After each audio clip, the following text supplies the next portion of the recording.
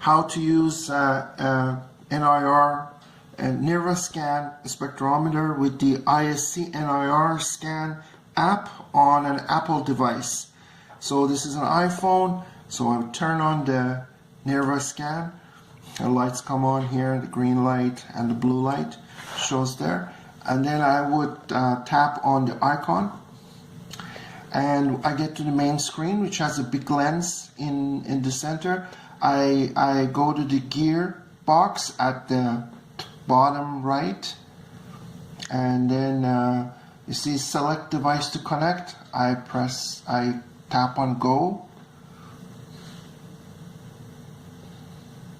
and then you see while I tapped on go, the device appears here. So if I tap on it, I go back there, and then I go to the main. So I go and tap on the big lens, and here it says looking for NIR MRR1. So now it's going to download some data, some calibration files, and a few calibration files are downloaded, and then it gives you the message tap button to scan. So once you get the tap button to scan, I'm going to start the scan here, and then we'll see the light is coming out of the window.